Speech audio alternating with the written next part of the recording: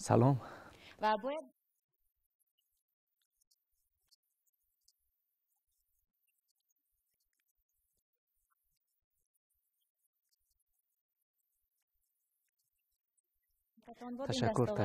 تشکر. خوشبختانه در این آزمون جمهوریوی تاجیکستان وطنی عزیزی من غالب جای اول گشتم. از بالای استعداد خود بسیارتر کار کردم، بسیارتر جستجو کردم و در دوری نهایوی سرود دوشنبه ایجاد کردم که با هم‌آوازی فورتپیانو و در دوری شهری سرود وطن ایجاد کردم با شعر نورالله عارف و در دور جمهوریوی سرود آریانا تاجیکستان شعر استاد محترم حاتم و با هم‌آوازی ارکستر سیمفونی اپرا و بالت جمهوری تاجیکستان که خیلی خوب صدا داد و بنده جای یکم را اشغال کردم و از این من خیلی خرسند هستم و این دوباره ذوق الهامی مرا بلند می‌بردارد که تا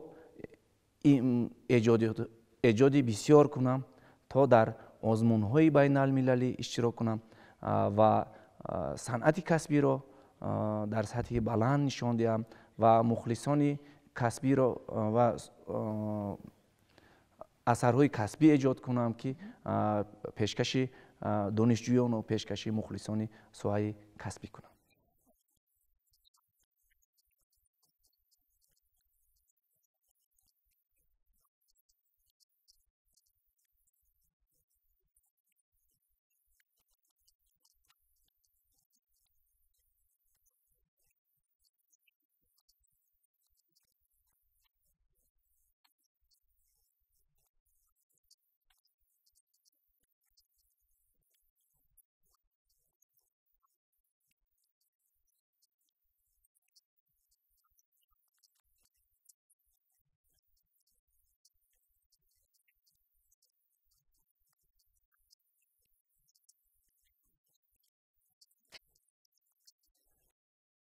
این از دوران دانشجوییم ایجاد کرده بودم اثری عشق به همتا با ساز فورتپیانو و از تحت نظارت استاد برجسته کشور شادروان شهرت اشرف که استاد من بودند، خیلی کمپوزیتور کسبی بودند، از تحت نظارت همان استاد گذشته بود و این اثر همون سالها در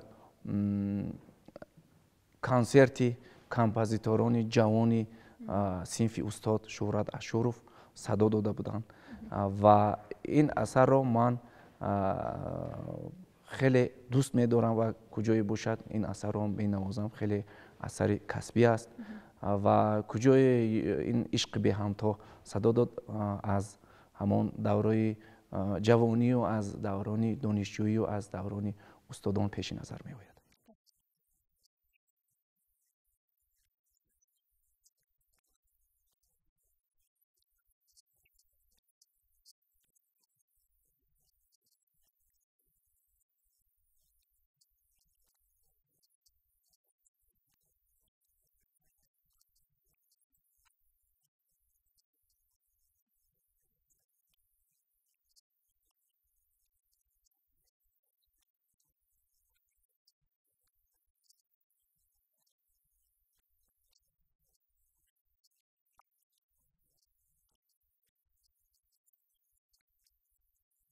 خب از معنای کلمه فورتپیانو گیریم. خودی کلمه فورتپیانو یعنی که فورت بلند، پیانو پست می باشد و فورتپیانو شاهی اسباب‌های موسیقی می باشد و تمامی کمپوزیتوران و تمامی ایجادکاران با واسطه همین ساز ایجاد می کنند و اگر از درس اولی فورتپیانو گیریم شناسایی با این ساز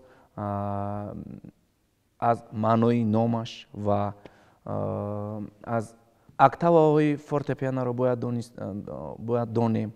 مثلا سوب کنتر اکتاوا، کنتر اکتاوا، اکتاوای کلان، اکتاوای خرد، اکتاوای یکم، دوم، سیوم، چهارمی نوپورا، بعضا می شود تا پنجم رفته می رسد و برای نواختن این ساز موسیقی масалан аз тарзи нишастан дар ин соз масалан бояд дар ними стол шишта боше то қомат рост бошад ва мисле ки себро медорем дастҳои мо дар тори фортепиано бояд ҳамин хеле бошад.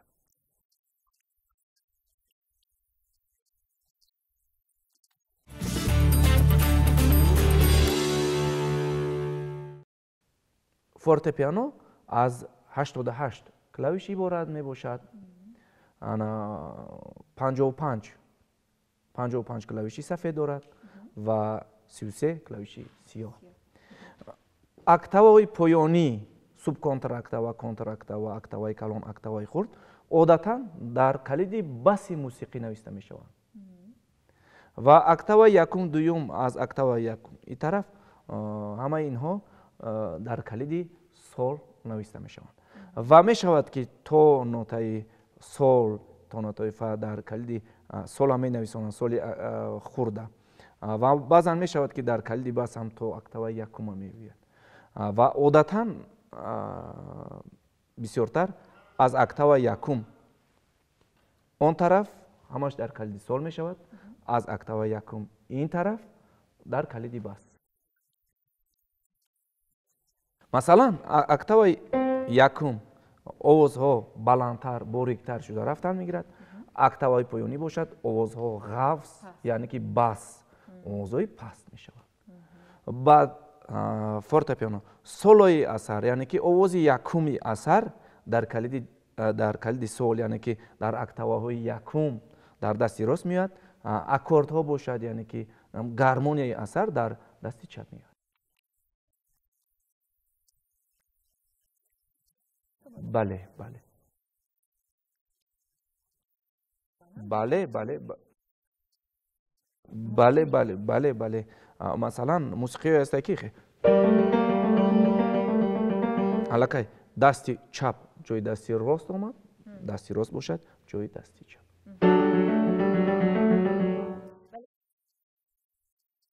қоида вайрон намешавад.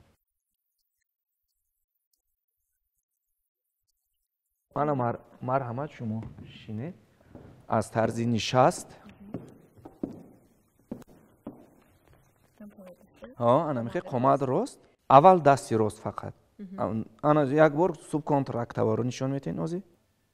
субконтрактава аз до то до. контрактава. октаваи калон. хурд. хурд. хурд. октаваи якум. октаваи дуюм. октаваи сеюм. октаваи чорум. фаҳмо? тарзи октаваҳо, ҷойгиршавии октаваҳоро мо омӯхтем. нотаҳоро омӯхтем. до дар куҷо аст, ре дар куҷо аст, ми дар куҷо аст. фа то си. аллакай фаҳмо аст, на? тарзи анаку қатор овоз бо истилоҳи мусиқӣ, яъне ки гамма, гаммаи до мажор, яъне ки оғози дарсмон аз гаммаи до мажор сар мекунем. мо гуфтем ки аз пеш аз ду клавиши сиёҳ нотаи дои октаваи якум ҷойгир аст. пеш аз дои октаваи якум ҷойгир аст инҷа. пеш аз ду клавиши сиёҳ. мана дар ҳаминҷа қатор овоз, яъне ки гаммаи до мажор ба истилоҳи мусиқӣ менавозем. мана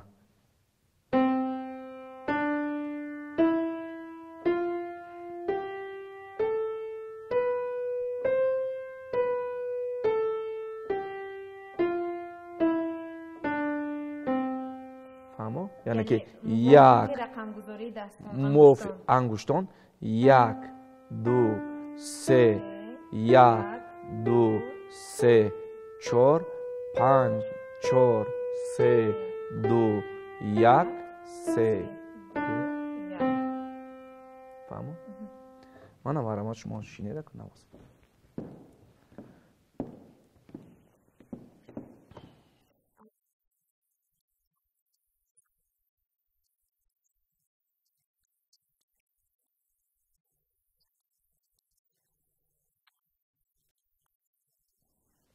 як, ду, се, як, ду, ду, ду, نه مثلا شما تز میرین جا 1 2 3 1 2 3 4 5 4 3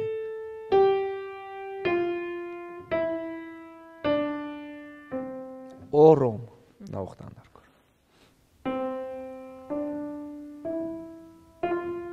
2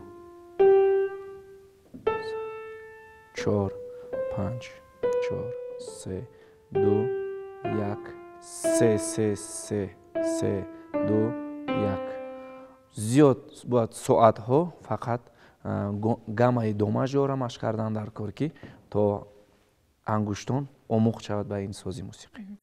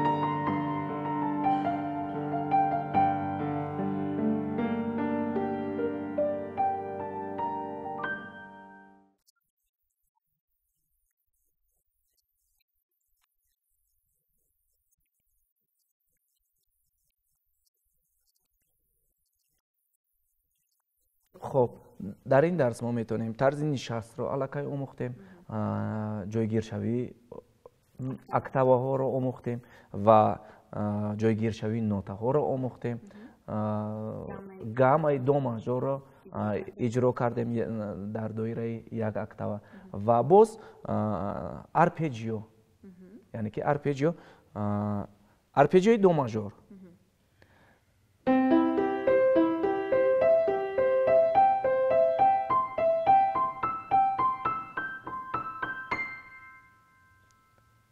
خب در دو اکتاوا بوده.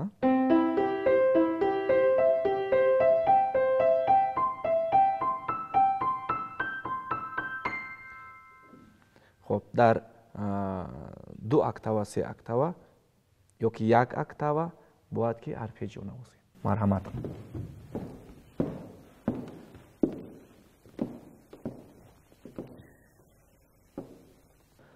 دو می سول دو. فهمو؟ من دستی ما را بینید. دو می سول دو. دو می سول دو نه دو دو می سول دو. دو می سول دو. دو